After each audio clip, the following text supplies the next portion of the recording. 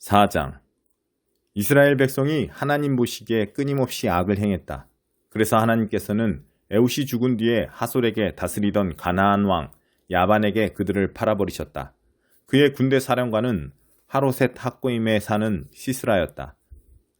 그가 900대의 철제 전차로 20년 동안 이스라엘 백성을 잔혹하게 압제했으므로 이스라엘 백성이 하나님께 부르짖었다.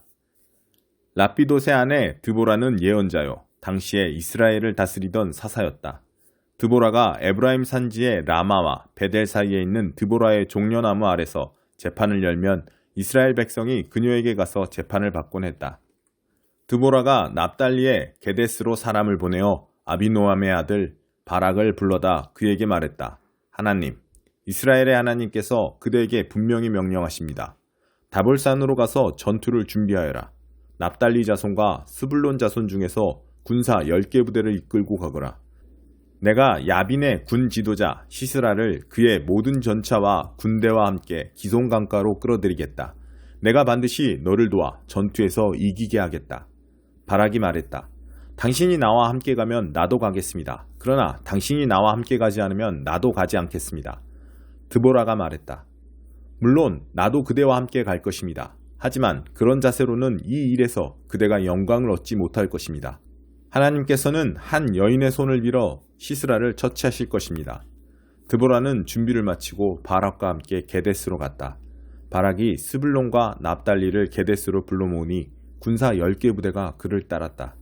드보라도 그와 함께 있었다.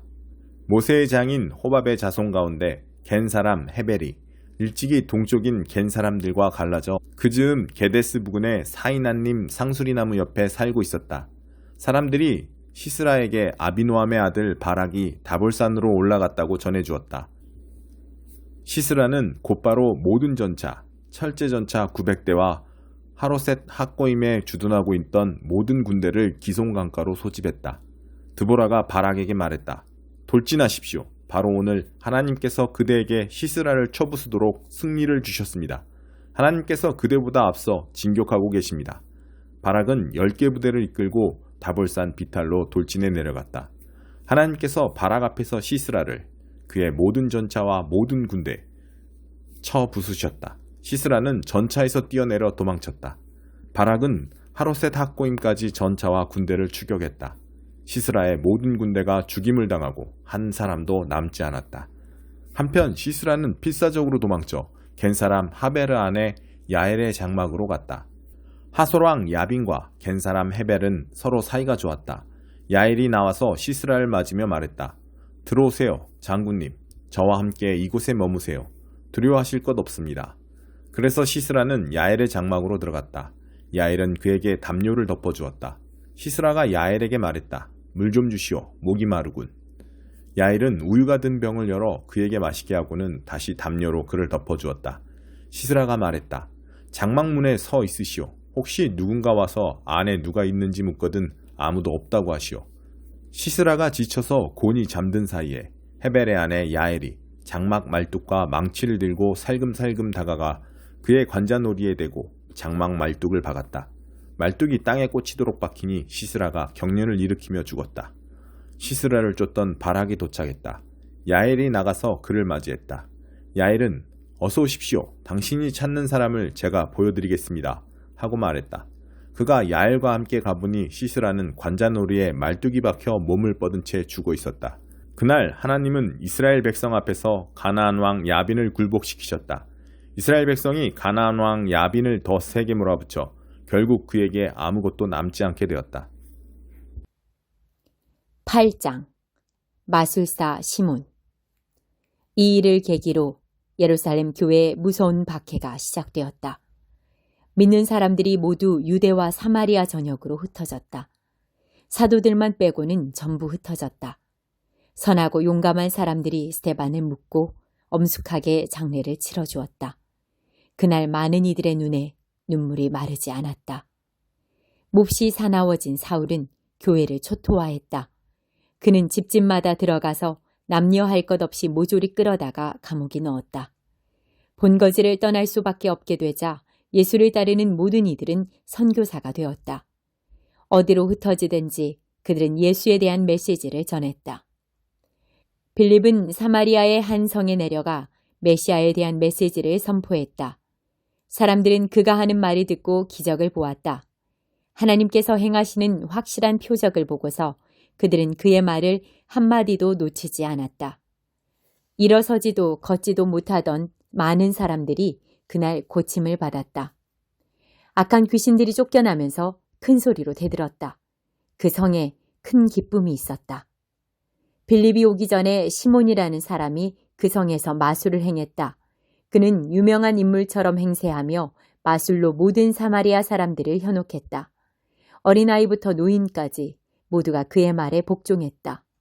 모든 사람이 그에게 초능력이 있는 줄 알고 그를 위대한 마술사로 불렀다.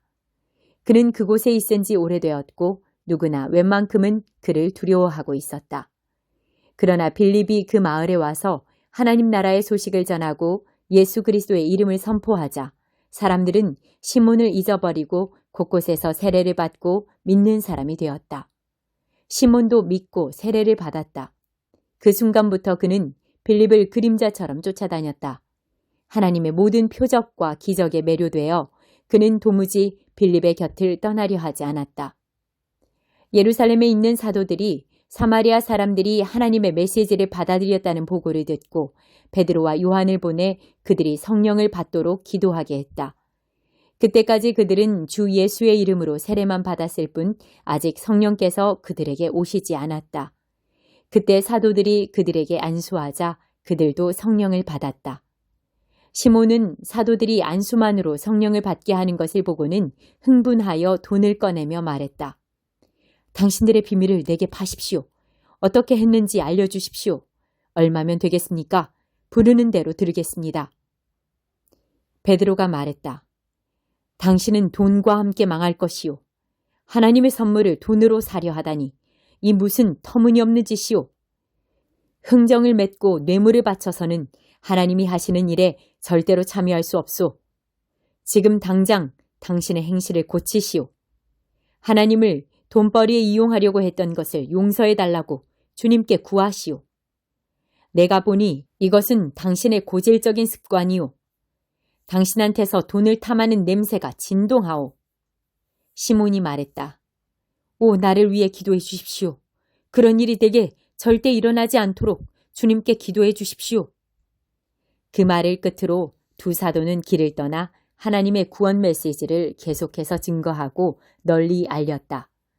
예루살렘으로 돌아가는 길에도 지나는 사마리아의 마을마다 메시지를 전했다. 에티오피아 내시. 그 후에 하나님의 천사가 빌립에게 말했다. 오늘 정오에 예루살렘에서 가사로 내려가는 광야 길로 걸어가거라. 그는 서둘러 움직였다. 그는 길을 가던 에티오피아 내시를 만났다. 그 내시는 에티오피아 여왕 간다게의 제무 대신으로 예루살렘으로 순례를 왔다가 에티오피아로 돌아가는 길이었다. 그는 마차를 타고 가며 예언자 이사야의 글을 읽고 있었다. 성령께서 빌립에게 말씀하셨다. 마차에 올라타거라. 빌립은 옆으로 달려가 내시가 이사야서를 읽는 소리를 듣고 이렇게 물었다. 읽는 것이 이해가 됩니까? 내시가 대답했다. 도와주는 사람이 없는데 어찌 이해가 되겠습니까? 그러고는 마차 안으로 빌립을 청했다. 그가 읽고 있던 구절은 다음과 같았다. 도살당하러 끌려가는 양처럼 털 깎이는 어린 양처럼 잠잠히 그는 아무 말이 없었다. 공정한 재판도 없이 조롱과 멸시를 당했다. 그가 이 땅에서 격리되었으니 이제 누가 그를 자기 백성으로 여기겠는가? 내시가 말했다. 말해주시오. 예언자가 지금 누구 이야기를 하는 것입니까? 그 자신입니까? 아니면 다른 사람입니까? 빌립은 그 기회를 놓치지 않고 그 구절을 본문 삼아 내시에게 예수를 전했다. 계속해서 길을 가다가 그들은 냇가에 이르렀다. 내시가 말했다. 여기 물이 있습니다. 내가 세례를 받지 못할 까닭이 무엇이겠습니까? 그는 마차를 멈추게 했다. 두 사람은 물로 내려갔고 빌립은 그 자리에서 그에게 세례를 주었다. 그들이 물에서 올라올 때 하나님의 영이 갑자기 빌립을 데려가셨다. 그 후로 내시는 빌립을 보지 못했다. 그러나 그는 개의치 않았다. 그는 애초에 얻으려던 것을 얻었고 더없이 행복한 마음으로 길을 갈 수 있었다. 빌립은 아소도에 나타나 북쪽으로 계속 올라가면서 그 길을 따라 있는 모든 마을에 메시지를 전했다. 그는 마침내 가이사랴에 도착했다. 17장 유다의 죄와 벌. 유다의 죄가 철필로, 금강석 촉이 달린 철필로 새겨져 있다. 화강암 같은 그들의 마음판에도 새겨져 있고 그들의 제단 돌 귀퉁이에도 새겨져 있다. 죄의 증거는 명명백백하다. 수풀이 우거진 곳마다 웬만한 언덕마다 서 있는 음란한 종교재단과 산당이 그것들이다. 나는 너의 산들을 가판대 삼아 네가 가진 전부를 팔아치울 것이다. 너의 것 전부가 나라 전역에서 저지른 죄에 대한 배상물로 사용될 것이다. 너는 선물로 받은 땅, 내가 너에게 상속물로 준 땅을 잃게 될 것이다. 내가 너를 낯선 먼 땅에서 적들의 종이 되어 살게 할 것이다. 나의 노는 맹렬히 타오르는 불, 누구도 끌 수 없는 불이다. 하나님의 메시지다. 사람을 의지하고 자기 근력을 믿으며 하나님을 짐스럽게 여기는 자는 저주를 받으리라. 그는 뿌리가 잘려 굴러다니는 엉겅퀴와 같다. 그는 아무것도 자라지 못하는 땅에서 뿌리 없이 방향 없이 살아간다. 그러나 나 하나님을 의지하는 자, 언제나 하나님을 붙드는 자는 복이 있다. 그들은 에덴에 심긴 나무 같아서 강가에 깊이 뿌리를 내린다. 폭염을 만나도 걱정할 것 없고 잎사귀 하나 떨어지지 않는다. 가뭄에도 끄떡없고 철따라 신선한 열매를 맺는다. 사람의 마음이란 형편없이 시커멓고 기만적이어서 아무도 풀 수 없는 퍼즐 같다. 그러나 나 하나님은 사람의 마음을 탐색하고 그 생각을 살핀다. 나는 사람의 중심과 사태의 근원을 꿰뚫는다. 나는 사람의 겉모습이 아니라 그 실상을 본다. 사기쳐 돈을 모은 자들은 마치 속임수를 써서 다른 새의 둥지에 자기 알을 누이는 자고새와 같다. 알들이 부화하면 사기는 폭로된다. 이 얼마나 얼간이 같은 짓인가. 주의 성소는 처음부터 높이 자리 잡았습니다. 지극히 높은 영광에 보좌하여 오 하나님, 주님은 이스라엘의 희망이십니다. 주님을 등지는 자들은 바보입니다. 생수의 근원이신 하나님을 버리는 자들은 결국 아무 열매 없는 인생으로 허무하게 죽고 말 것입니다. 하나님, 다시 세워주십시오. 저를 다시 일으켜 세워주십시오. 주님은 저의 찬양이십니다. 그들이 제게 하는 소리를 들어보십시오. 그래, 하나님의 말씀이란 게 대체 어디 있지? 우리 눈으로 볼 수 있게 해줘 보시지. 그래도 저는 재앙의 날에 청하지 않았습니다.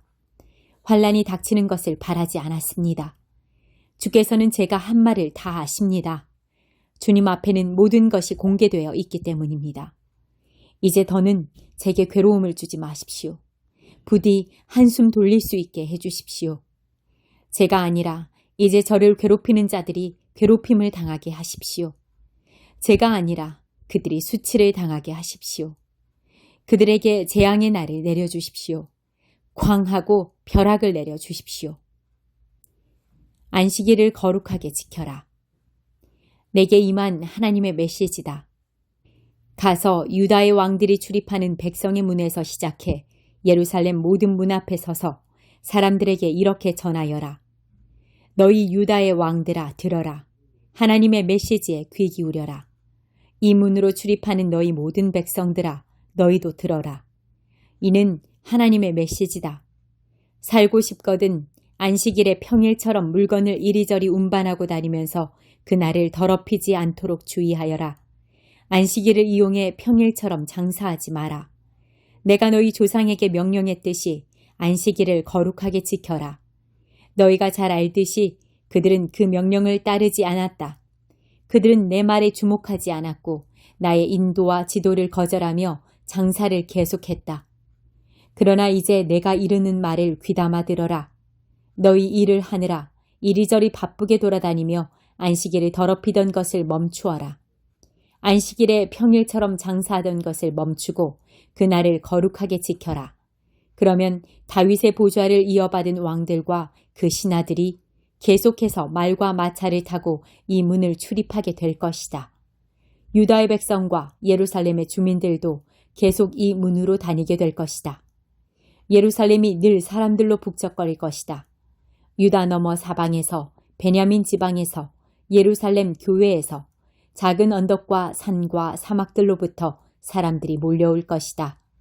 그들이 온갖 종류의 예물, 짐승과 곡식과 향료와 감사 예물을 들고 하나님의 성소에 들어와 경배를 드릴 것이다. 그러나 너희가 내 말을 거역하고 안식일을 거룩하게 지키지 않으면 안식일을 이용해 자기 사업을 하던 것과 분주하게 도성문을 드나들며 자기 일을 하던 것을 그치지 않으면 그때는 내가 이 문을 모두 불태우고 무너뜨릴 것이다. 아니, 궁전과 도성 전체를 불태우고 허물어 버릴 것이다. 그 무엇으로도 끌 수 없는 불로 그렇게 할 것이다. 3장. 안식일에 선을 행하는 것. 예수께서 다시 회당에 들어가시니 거기에 한쪽 손이 오그라든 사람이 있었다. 바리새인들은 혹시나 안식일 위반으로 예수를 잡을까 하여 그 사람을 고쳐주나 보려고 그분을 주시했다. 예수께서 손이 오그라든 사람에게 말씀하셨다. 우리가 잘 볼 수 있도록 여기 서거라. 예수께서 이번에는 사람들에게 말씀하셨다. 어떤 행동이 안식일에 가장 합당하냐? 선을 행하는 것이냐? 악을 행하는 것이냐? 사람을 돕는 것이냐? 무력한 상태로 버려두는 것이냐? 아무도 말이 없었다. 예수께서는 그들의 비정한 종교에 노하여 그들의 눈을 하나씩 쳐다보셨다. 그러고는 그 사람에게 말씀하셨다. 내 손을 내밀어라. 그가 손을 내미자 그 손이 새 손과 같이 되었다. 바리새인들은 서둘러 그곳을 빠져나가 어떻게 하면 헤롯의 당원들과 합세하여 그분을 파멸시킬 것인지 흥분하며 이야기했다. 12 사도. 예수께서 그곳을 피해 제자들과 함께 바닷가로 떠나가셨다. 그러나 갈릴리에서 큰 무리가 따라왔고 유대와 예루살렘과 이두메와 요단강 건너편과 두로와 시돈 근방에서도 큰 무리가 따라왔다. 그들은 말로만 전해 듣던 것을 직접 눈으로 보려고 왔다. 예수께서는 무리에게 밟히지 않도록 제자들에게 배를 준비하게 하셨다. 예수께서 지금까지 많은 사람들을 고쳐주셨으므로 온전치 못한 사람은 서로 밀고 당기며 그분께 다가가서 그분을 만지려고 했다. 악한 귀신들이 그분을 알아보고는 엎드려 부르짖었다. 당신은 하나님의 아들입니다.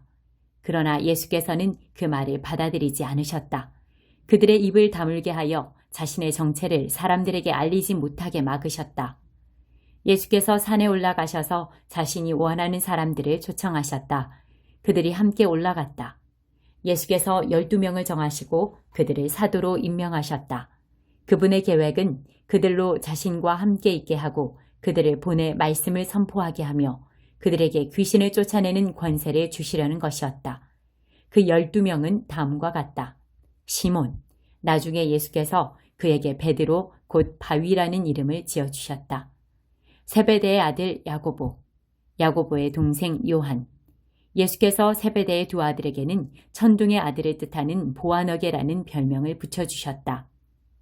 안드레, 빌립, 바돌로메, 마테, 도마, 알페오의 아들 야고보, 다데오, 가나안 사람 시몬, 가룟 유다, 그분을 배반한 자다. 성령을 모독하는 죄. 예수께서 집에 오시자 여느 때처럼 무리가 모여들었다. 예수께 이것저것 해달라고 청하는 사람들이 많아서 그분은 식사할 겨를조차 없었다.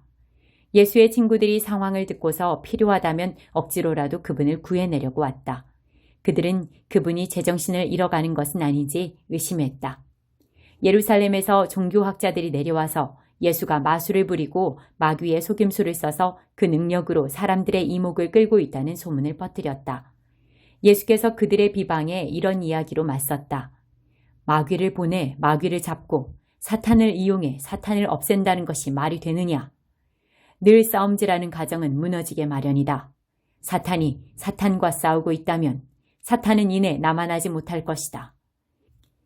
환한 대낮에 시퍼렇게 눈을 뜬 건장한 사내의 집에 들어가서 그 살림을 가지고 달아나려면 먼저 그 사람을 묶어야 하지 않겠느냐.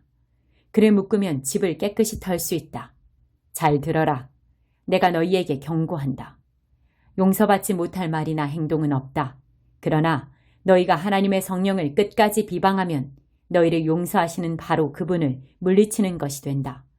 그것은 너희 자신이 걸터 앉은 나뭇가지를 톱으로 잘라내는 것이며 용서하시는 그분과의 모든 관계를 너희 자신의 사악함으로 끊어버리는 것이다. 예수께서 이렇게 경고하신 것은 그들이 그분을 악한 자와 한패로 몰았기 때문이다. 순종이 피보다 진하다. 그때 예수의 어머니와 동생들이 나타났다. 그들은 밖에 서서 그분과 잠시 할 말이 있다는 전가를 보냈다. 예수께서 그 전가를 받을 때에 무리에 둘러싸여 있었다. 선생님의 어머니와 동생들이 밖에서 찾고 있습니다. 예수께서 대답하셨다. 내 어머니와 형제들이 누구라고 생각하느냐? 그러고는 둘러앉은 사람들을 일일이 쳐다보며 말씀하셨다. 내 어머니와 형제들이 여기 바로 너희 앞에 있다. 순종이 피보다 진하다. 하나님의 뜻에 순종하는 사람이 내 형제요, 자매요, 어머니다.